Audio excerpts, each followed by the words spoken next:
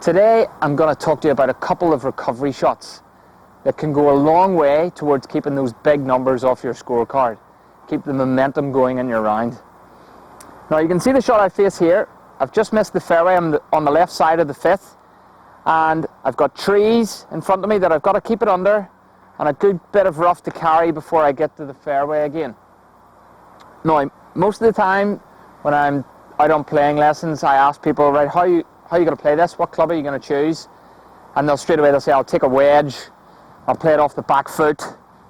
But all they really risk doing is popping it up into the trees. Now, got very lucky with that one, out through the leaves. But what you should be doing in this situation is taking a club that's going to naturally keep the ball a bit lower.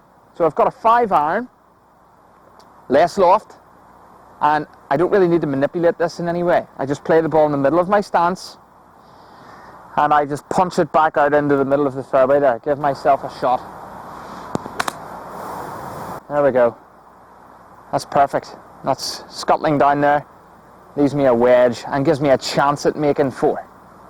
So the next time you have a shot where you've got to keep it low, under trees, make sure you choose something that's going to keep the ball low naturally, not playing a wedge or a 9 or even an 8 and trying to play it in the back of your stance.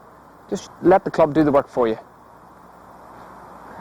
Here's another great example of a recovery shot that people tend to play or make the wrong decision whenever they are in this situation. So I'm on the 15th hole now. I've driven too far through the fairway and I'm in this long rough. And a lot of people, the ball's not sitting too bad there, a lot of people will straight away be asking somebody for the yardage to the green. And unless you're a top golfer, you should really be putting the 5 or 6 iron away and reaching for the wedge, because it's very difficult to get the ball up and out of this long rough. And what you're going to need is a bit more loft and a bit more forgiveness to get the ball back into play. Remember, in this situation, it's not about trying to make a miracle 3. It's about trying to keep 6 and 7 off the card.